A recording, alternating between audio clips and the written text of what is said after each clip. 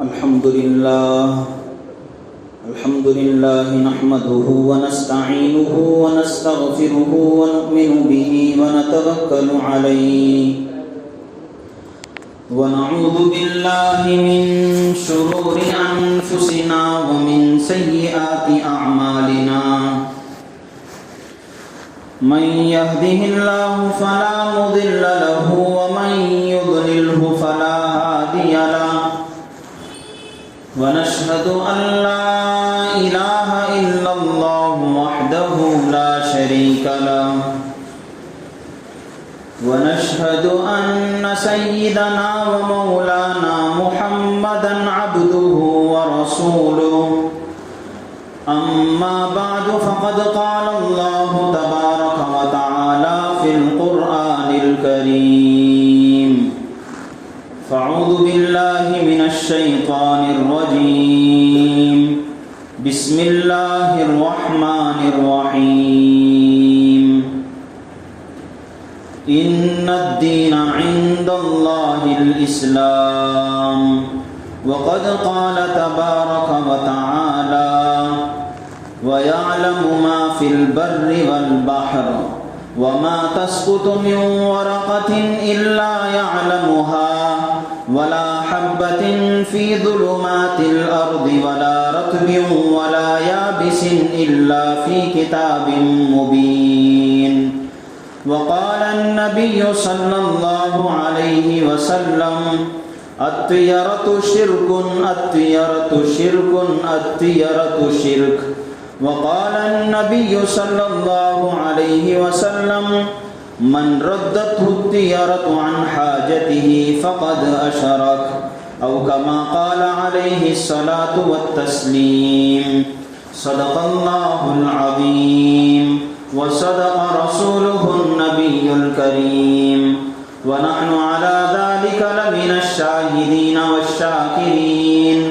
الحمد لله رب العالمين.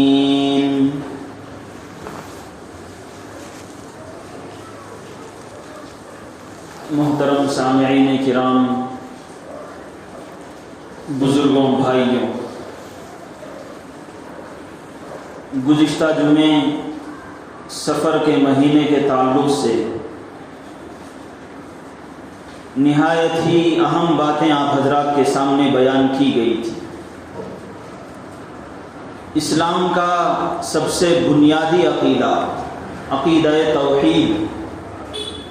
اللہ تبارک و تعالیٰ کو ایک سمجھنے، اللہ کی ذات میں اور اللہ کے کمالات میں، اس عقیدے کی توضاحت کرتے ہوئے آپ حضرات کے سامنے یہ بات بیان کی گئی تھی کہ ہر چیز کا خالق اور مالک اللہ تبارک و تعالیٰ ہے. اللہ تبارک و تعالیٰ ہی کے ہاتھ میں ہر چیز کی قدرت ہے. اس پوری کائنات کو چلانے والی ذات اللہ تبارک و تعالیٰ کی ہے. اس کو پیدا کرنے والی ذات اللہ کی ہے. کسی چیز کے اندر نفع دینے والی ذات بھی اللہ کی ہے، کسی چیز کے اندر نقصان پیدا کرنے والی ذات بھی اللہ کی ہے. ایسا ہرگز نہیں ہے کہ کسی چیز کے اندر نفع ہو، کسی چیز کے اندر نقصان ہو اور اللہ کی قدرت سے، اللہ کے قبضے سے وہ چیز باہر ہو. کوئی بھی چیز، اس کائنات کا ذرہ ذرہ، زمین کا ہر جز، یہ آسمان و زمین، یہ دن اور رات، یہ مہینے اور ہفتے اور سال، یہ سب کے سب اللہ تبارک و تعالیٰ کے قبضے قدرت میں ہیں. اس کے اندر نفع دینے والی ذات بھی اللہ ہے، برکت دینے والی ذات بھی اللہ ہے. اور اگر کبھی کسی کو بظاہر کوئی نقصان پہنچتا ہے یا پھر یہ کہ کسی کو کوئی ضرر لاحق ہوتا ہے تو وہ بھی اللہ تبارک و تعالیٰ ہی کے قبضے قدرت میں. کسی چیز کے اندر نفع پہنچانے کی طاقت نہیں، کسی چیز کے اندر نقصان پہنچانے کی طاقت نہیں. یہ ہے عقیدہ توحید کہ جو ہر مسلمان پر ضروری ہے، لازم ہے. یہ یقین رکھے گا تو وہ مسلمان ہے. یہ یقین اگر خدا نہ خواستہ کسی کے مسلمان کے اندر سے نکل جائے یا پھر اس کے اندر شک لاحق ہو جائے تو وہ مسلمان نہیں ہے، وہ اللہ تبارک و تعالیٰ پر ایمان لانے والا نہیں ہوگا۔ اسی پر میں نے کہا تھا کہ یہ جو مہینہ ہے سفر المظفر،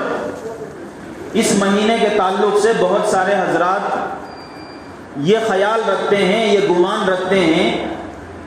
کہ اس مہینے کے اندر نحوست ہے، اس مہینے کے اندر اپنے گھروں کے بہت سارے کاموں کو وہ پورا نہیں کرتے،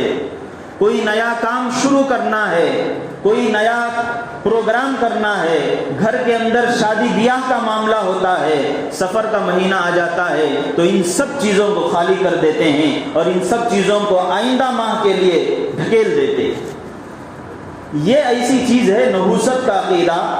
بدشگونی کا عقیدہ، کہ کسی چیز کے اندر ہم نحوست سمجھیں، کسی چیز کے اندر ہم یہ سمجھیں کہ اس کی وجہ سے ہمیں نقصان پہنچ سکتا ہے، اس کی وجہ سے ہمارے گھروں کے اندر بے برکتی آ سکتی ہے، اس کی وجہ سے ہمارے گھروں کے اندر لعنت برس سکتی ہے۔ خدا کی قسم کھا کر ہم کہہ سکتے ہیں کہ یہ چیز عقیدہ توحید کے خلاف۔ یہ دن و رات کو پیدا کرنے والی ذات اللہ ہے۔ اللہ تبارک و تعالیٰ نے فرمایا، رسول اللہ صلی اللہ علیہ وسلم نے ارشاد فرمایا، یؤذینی ابن آدم،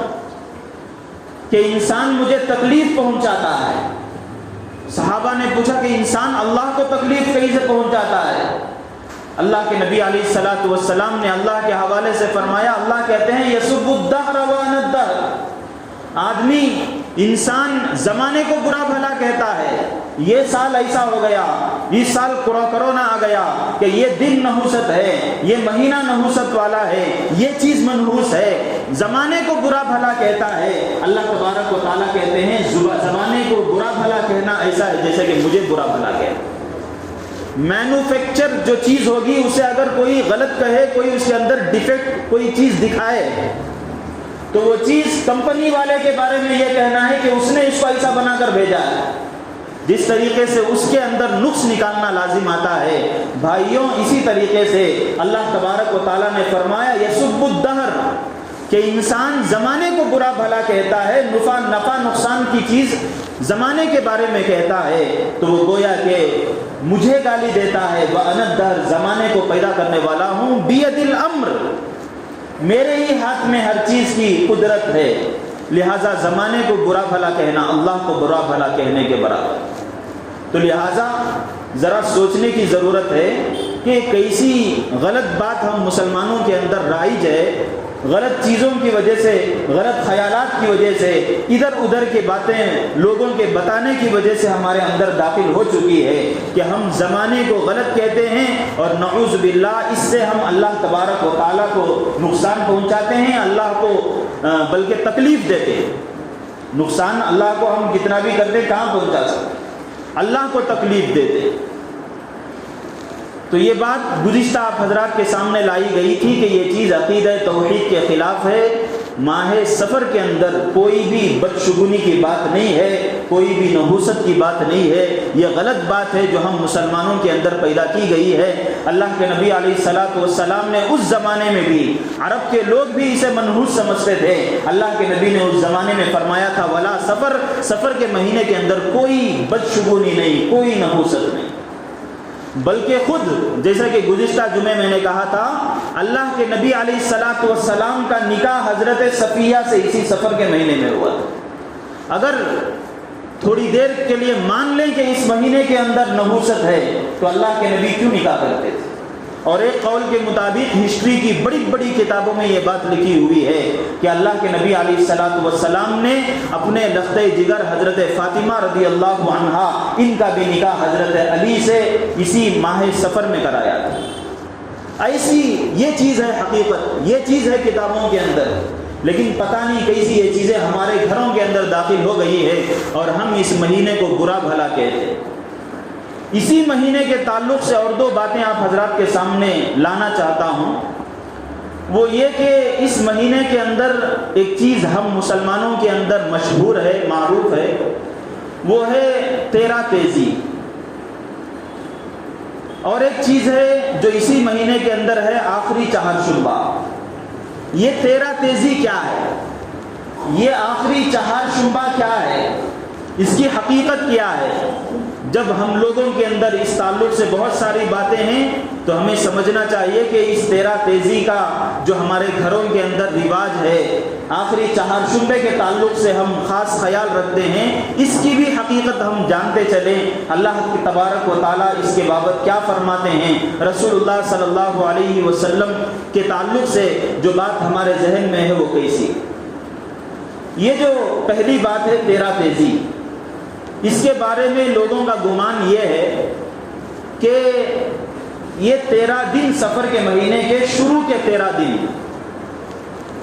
یہ منحوس دن ہیں، ان کے اندر کوئی کام نہیں کیا جاتا، اور یہ اس لیے خیال کیا جاتا ہے، اس کو منحوس اس لیے سمجھا جاتا ہے کہ یہ خیال کرتے ہیں کہ اللہ کے نبی علیہ الصلاۃ والسلام جو بیمار ہوئے تھے اور بیمار ہونے کے بعد آپ کا جو انتقال ہوا تھا وہ اسی بیماری کی وجہ سے ہوا تھا، اور اس وجہ سے اللہ کے نبی علیہ الصلاۃ والسلام کے ایسی بیماری لاحق ہو گئی تھی جو آگے چل کر موت کا سبب بن گئی، اس لیے مسلمانوں کے اندر یہ خیال ہے کہ یہ 13 دن نحوست کے۔ اور یہاں یہ بھی بتاتا چلوں کہ یہ چیز شاید ہم میں سے بہت سارے مسلمانوں کو معلوم بھی نہیں ہے، بس گھر میں باپ دادا کے زمانے سے کوئی رسم چل کر آ رہی تھی، رواج چل کر آ رہا تھا، بس اس کو دیکھا دیکھی ہم لوگ کر رہے ہیں، لیکن کیا اس وجہ سے کر رہے ہیں بہت سارے لوگوں کو معلوم بھی نہیں ہوگا، لیکن یہ رسم و رواج جاری ہے۔ تو خیر، یہ جو رسم و رواج ہے 13 تیزی کے بارے میں جو خیال ہے ہم مسلمانوں کے اندر کہ یہ 13 تیزی اس وجہ سے منائی جاتی ہے، اس وجہ سے یہ گھر کے اندر اس وجہ سے ہوتی ہے کہ ان 13 دنوں کے اندر رسول اللہ صلی اللہ علیہ وسلم کو بیماری لاحق ہوئی تھی، اور اسی بیماری کی وجہ سے آپ صلی اللہ علیہ وسلم کا آگے چل کر انتقال ہوا۔ یہ چیز ہے جو ہمارے معاشرے میں رائج ہے، لوگوں کے خیالوں میں۔ ظاہر بات ہے کہ یہ ایک نبی علیہ الصلاۃ والسلام سے تعلق رکھنے والی چیز ہے، اللہ کے نبی کی سیرت سے متعلق چیز ہے، ایک تاریخ سے، ہسٹری سے تعلق رکھنے والی چیز ہے۔ ہمیں یہ دیکھنا ہے کہ یہ 13 دنوں کے بارے میں مسلمانوں کا جو خیال ہے، نبی علیہ الصلاۃ والسلام کی سیرت میں، تاریخ کی کتابوں میں جو صحیح اور آتھینٹک اور مستند اور معتمد ہیں، کیا اللہ کے نبی علیہ الصلاۃ والسلام ان میں بیمار ہوئے تھے 13 دن؟ تاکہ یہ بھی ہمیں سمجھ میں آ جائے گا کہ یہ 13 تیزی جو منائی جاتی ہے کہ یہ ٹھیک ہے یا غلط ہے۔ پہلے ہمیں اس کی بنیاد معلوم کرنا ہوگا کہ سیرت کی کتابوں میں کیا لکھا ہوا ہے، تاریخ کی کتابوں میں کیا لکھا ہوا ہے، تاکہ اس کے اوپر ہم بنیاد بنا کر یہ رسم اگر ٹھیک ہے تو جاری کریں گے، یہ رسم اگر غلط ہے تو چھوڑیں گے۔ کتابوں کے اندر لکھا ہوا ہے، سیرت کی کتابوں کے اندر، حدیث کی کتابوں کے اندر،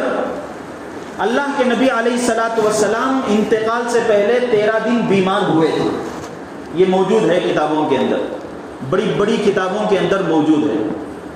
لیکن سوال یہ ہے کہ اللہ کے نبی علیہ الصلاۃ والسلام 13 دن بیمار ہوئے تھے، کب بیمار ہوئے تھے؟ کتابوں کے اندر لکھا ہوا ہے، اور کتابوں کا حوالہ بھی میں دوں گا، کہ اللہ کے نبی جو بیمار ہوئے تھے سفر کے آخری 2 دن باقی تھے، 4 شنبے کا دن تھا، اس دن اللہ کے نبی علیہ الصلاۃ والسلام بیمار ہوئے، یہ بیماری چلتی رہی 2 دن، سفر کے مہینے کے 2 دن، اس کے بعد ربیع الاول کے 11 دن، 13 دن اللہ کے نبی علیہ الصلاۃ والسلام بیمار رہے۔ 12ویں تاریخ کو اللہ کے نبی علیہ الصلاۃ والسلام اس دنیا سے رخصت فرمائے۔ 13 دن اللہ کے نبی علیہ الصلاۃ والسلام بیمار ہوئے تھے، لیکن یہ 13 دن شروع کے 13 دن نہیں ہیں۔ ہم لوگ یہ سمجھتے ہیں کہ یہ 13 تیزی جو ہے شروع کے مہینے میں ہے، جبکہ اللہ کے نبی علیہ الصلاۃ والسلام اس مہینے میں شروع میں بیمار ہی نہیں ہوئے تھے۔ ایک کتاب ہے علامہ ابن حجر رحمۃ اللہ علیہ کی، بخاری شریف کی شرح ہے، اس کا نام ہے فتح الباری، کتاب کا نام ہے فتح الباری۔ اتنی عظیم کتاب ہے، اتنی عظیم کتاب ہے، اتنی بڑی کتاب ہے، دنیا کا کسی بھی زبان جاننے والا عالم دین، کسی بھی ملک میں رہنے والا ہو، کسی بھی جگہ وہ رہتا ہو، اس کتاب سے فائدہ نہ اٹھایا ہو، اس کتاب سے اسے بالواسطہ یا بلا واسطہ فائدہ نہ پہنچا ہو، ایسا ہو ہی نہیں سکتا۔ فتح الباری سے اسے فائدہ نہ اٹھایا ہو، اس سے وہ پڑھ کر نہ ہوا ہو، کسی بھی زبان والا، کتاب ہے عربی زبان میں، اس کتاب کے سینکڑوں لینگویجز میں اس کا ترجمہ ہو گیا ہے، کوئی بھی زبان والا عالم دین اس وقت تک عالم دین ہی نہیں ہو سکتا جب تک کہ اس کتاب سے نفع نہ اٹھایا ہو۔ ایسی زبردست کتاب ہے فتح الباری۔ اس کتاب کے اندر یہی بات لکھی ہوئی ہے کہ اللہ کے نبی علیہ الصلوۃ والسلام بیمار ہوئے تھے، آخری 2 دن تھے سفر کے۔ اسی طرح سیرت کی ایک زبردست کتاب ہے سیرت ابن ہشام، یہ وہ کتاب ہے سیرت ابن ہشام جو اللہ کے نبی علیہ الصلوۃ والسلام کی زندگی، آپ کی بایوگرافی اور آپ کے اخلاق کو، آپ کی زندگی کو جس کے اندر لکھا گیا ہے، ایسی بنیادی کتاب ہے کہ شروع دور میں 2ری صدی میں، اسلامی اعتبار سے 2nd سینچری میں وہ کتاب لکھی گئی تھی، اور آج تک جتنی سیرت کی کتابیں لکھی گئی ہیں، آج تک اللہ کے نبی کی زندگی پر جو بھی آدمی سیرت پر کچھ لکھا ہو، اس کتاب سے بالواسطہ بلا واسطہ کسی نے اس کتاب سے فائدہ نہ اٹھایا ہو، ایسا نہیں ہو سکتا۔ حضرت جناب کلیم صدیقی صاحب دامت برکاتہم ایک جگہ لکھتے ہیں کہ مکہ مکرمہ کے اندر ایک لائبریری ہے، اس لائبریری کے اندر سیرت کی کتابیں بھری ہوئی ہیں۔ اس لائبریری کے اندر دوسری کسی موضوع، کسی سبجیکٹ میں وہ کتاب نہیں ہے، پوری کی پوری لائبریری میں سیرت ہی کی کتابیں ہیں۔ وہاں ایک کتاب انہوں نے دیکھی، اس کتاب کا نام تھا معجم ما کتب عن النبی صلی اللہ علیہ وسلم، کہ یہ ان کتابوں کی ڈکشنری ہے جس میں نبی علیہ الصلوۃ والسلام کی سیرت لکھی گئی۔ اس کتاب کے بارے میں انہوں نے لکھا ہے کہ سیرت کی کتابوں کے بارے میں صرف نام 30,000 کتابیں کے نام اس کے اندر لکھے ہوئے۔ اللہ کے نبی کی سیرت جو لکھی گئی ہے 30,000 کتابیں، یہ ان عالم دین کو جنہوں نے کتاب لکھی تھی ان کے سامنے تھے،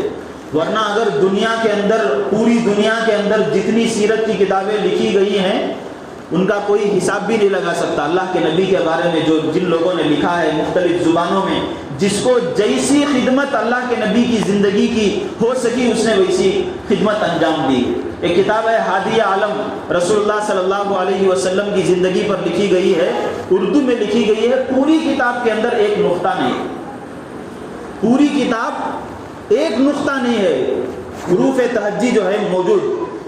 اس کے اندر جو نقطے والے حروف ہیں ان نقطے والے حروف کو استعمال ہی نہیں کیا گیا، پوری کتاب بغیر نقطے کے لکھی گئی۔ انسان نے، مسلمان نے رسول اللہ صلی اللہ علیہ وسلم کی سیرت کو، زندگی کو، جس ناحیے سے اسے جس فن میں مہارت ہے، اللہ کی نبی کی سیرت کو لکھ ڈالی۔ تو میں یہ کہہ رہا تھا کہ اس لائبریری کے اندر ایک کتاب ہے، اس کتاب کے اندر 30,000 سیرت کی کتابیں کے نام تھے صرف، اور یہ ڈنکے کے چوٹ پر یہ بات کہی جا سکتی ہے کہ یہ 30,000 کتابیں بھی جو لکھی گئی ہیں، ان کتابوں کے لکھنے میں بلا واسطہ یا بالواسطہ اس سیرت ابن ہشام کو اگر کسی نے اس سے فائدہ نہ اٹھایا ہو تو وہ تیار ہی نہیں ہو سکتی۔ ویسی عظیم الشان کتاب ہے سیرت ابن ہشام، کتابوں نیٹ میں بھی موجود ہے، ہر زبان میں موجود ہے۔ اس کتاب کے اندر بھی لکھا ہوا ہے کہ اللہ کے نبی علیہ الصلوۃ والسلام جو بیمار ہوئے تھے، آخری 2 دن بیمار ہوئے تھے، اس کے بعد 11 دن اللہ کے نبی بیمار رہے، بعد میں اللہ کے نبی کا انتقال ہوا۔ اس سے آپ حضرات سمجھ گئے ہوں گے کہ اللہ کے نبی علیہ الصلوۃ والسلام جو بیمار ہوئے تھے، اسلام مسلمانوں کے سیرت کی کتابوں کے اندر، حدیث کی کتابوں کے اندر، آتھینٹک کتابوں کے اندر، ان کا میں حوالہ دیا ہوں، ان کتابوں کے اندر یہ بات لکھی ہوئی ہے کہ آخری سفر کے 2 دن باقی، لیکن ہمارے اندر کیا خیال ہے؟ 13 دن، شروع کے 13 دن منحوس سمجھے جاتے ہیں، 13 تیزی کے طور پر سمجھے جاتے ہیں، اس میں کوئی کام نہیں کیا جاتا، بلکہ بہت سارے لوگ اپنی بہو کو جو اپنے سسرال بھیجے تھے ودا کر کے، ان کو بھی بلا لیتے ہیں، یہ خیال کر کے کہ یہ دن منحوس دن ہے، جبکہ اللہ کے نبی علیہ الصلوۃ والسلام کے ان ایام میں بیمار ہی نہیں ہوئے۔ یہ جو چیزیں ہیں جو بڑے لمبے زمانے سے ہم لوگوں کے اندر چلی آ رہی ہیں، اور ہم لوگ اسے بغیر کسی ریسرچ کے، بغیر کسی تحقیق کے، آج یہ دور تحقیق کا دور، ریسرچ کا دور، ایک آدمی ایک معمولی سی گاڑی خریدنا چاہتا ہے تو 10 لوگوں سے معلوم کرتا ہے،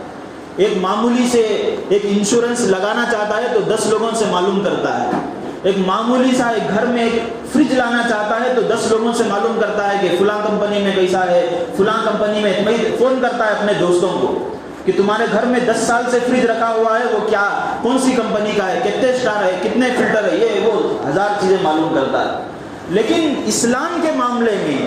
دین کے معاملے میں، عقیدے کے بارے میں ہم لوگ اتنی پست خیالی یا بغیر کسی تحقیق کے، ریسرچ کے، بغیر کسی چیز کے ہم لوگ بس ادھر کی ادھر کی باتیں یا پھر ایک زمانے سے جو باتیں چلی آ رہی ہیں بغیر تحقیق کے جو قبول کرتے ہیں۔ بھائیو، یہ بڑے ہی افسوسناک بڑی افسوسناک بات ہے کہ ہم دین کے، دنیا کے معاملے میں تو اتنی باریکی سے خیال کرتے ہیں، دین کے بارے میں ذرہ برابر بھی کچھ تحقیق کریں، کچھ ریسرچ کریں، بھئی ایک پڑھے لکھے عالم سے معلوم کریں، اس تعلق سے کوئی ہماری جد و جہد نہیں ہوتی، کوشش نہیں ہوتی، بلکہ شاید خیال بھی نہیں آتا۔ بس کوئی بھی داڑھی والا نظر آ گیا، ہمارے معاشرے کے اندر مشہور ہے نا، کوئی بھی داڑھی والا نظر آ گیا اسے ہم کہتے ہیں مولوی صاحب، وہ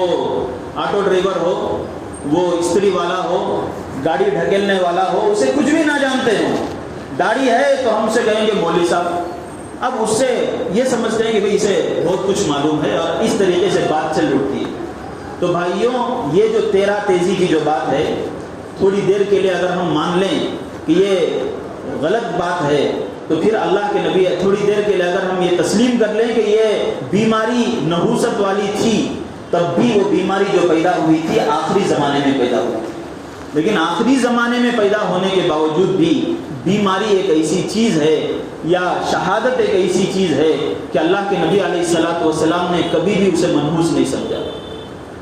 اصحاب بدر کا واقعہ آیا، حضرت حمزہ رضی اللہ عنہ، اللہ کے نبی علیہ الصلوۃ والسلام کے سگے چچا،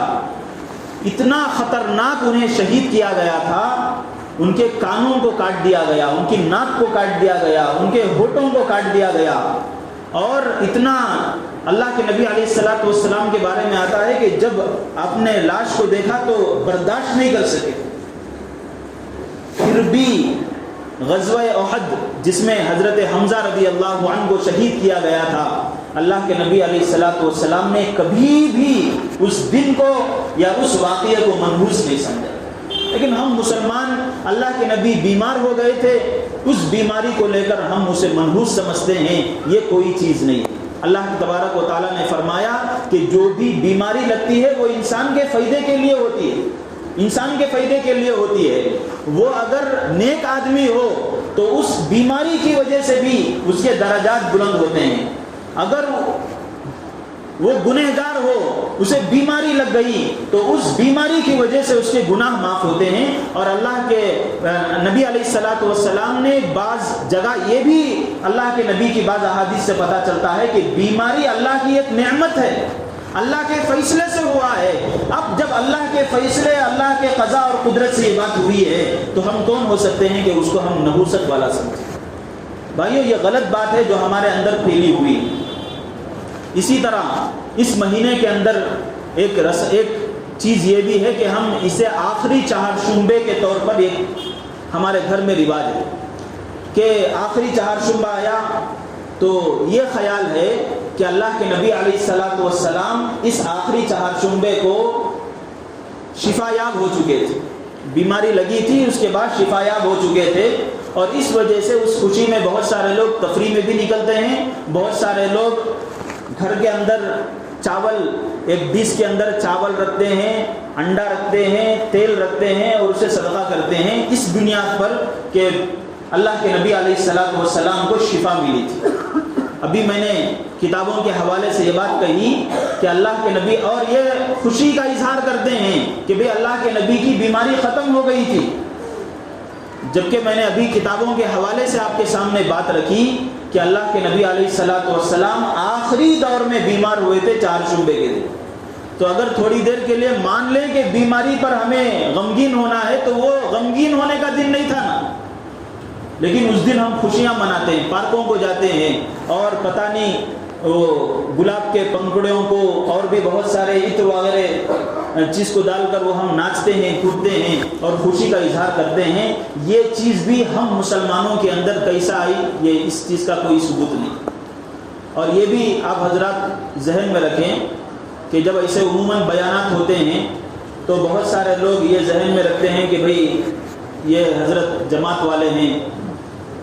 ٹنڈے ہیں،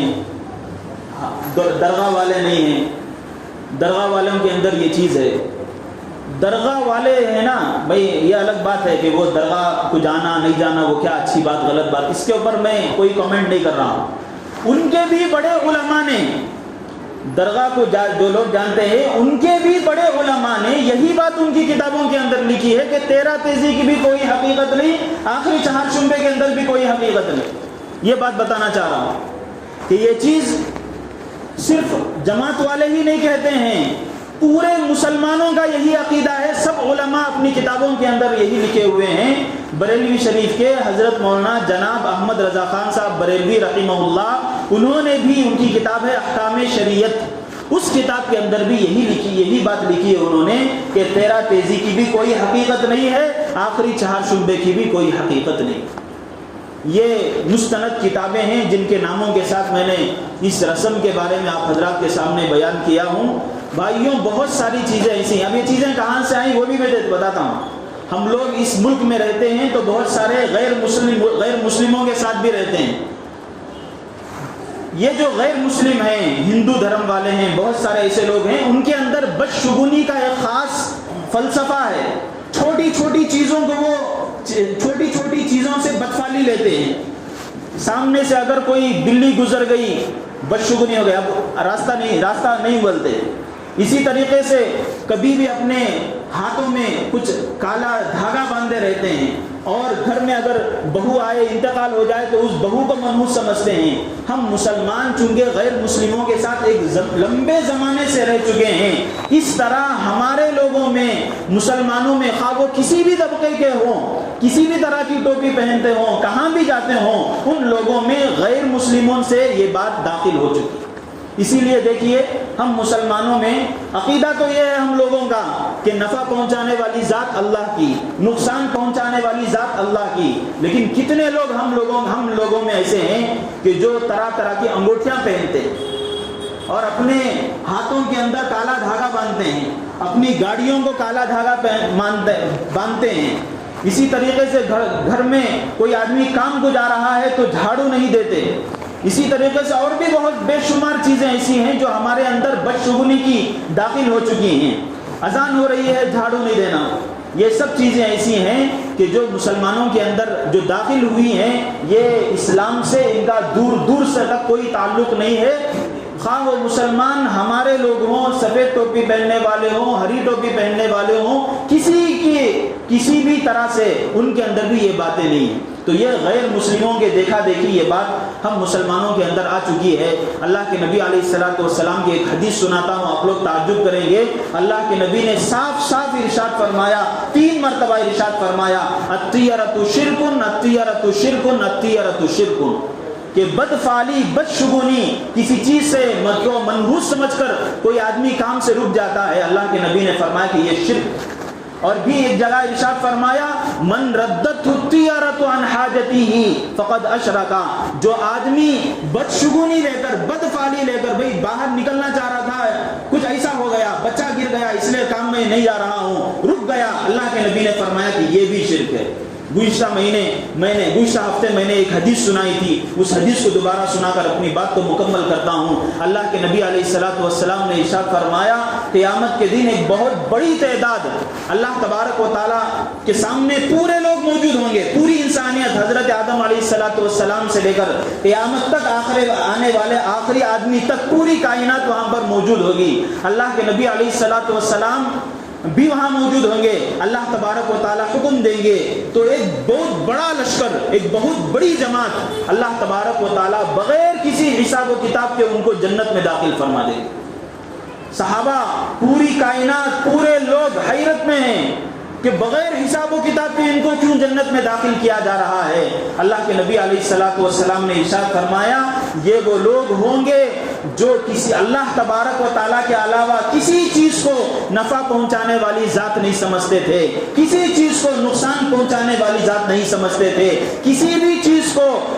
بھی چیز کے اندر نحوست نہیں سمجھتے تھے، بدفعلی نہیں لیتے تھے، بدشگونی نہیں لیتے تھے، اور اب سمجھ کر کسی کام سے رکتے نہیں تھے۔ یہ وہ لوگ ہوں گے جن کو اللہ تبارک و تعالیٰ کل قیامت کے دن بغیر حساب و کتاب کے جنت کے اندر داخل کریں گے۔ اللہ تبارک و تعالیٰ سے دعا ہے کہ اللہ تبارک و تعالیٰ ہمیں ان بدشگونی کے کاموں کو، نحوست کے کاموں سے ہمیں بچنے کے اللہ توفیق عطا فرمائیں، اور جو باتیں یہاں پر بتائی جاتی ہیں ان پر عمل کرنے کی کوشش کریں۔ اللہ تبارک و تعالیٰ عمل کرنے کی توفیق عطا فرمائیں۔ وآخر دعوانا الحمد للہ رب العالمین۔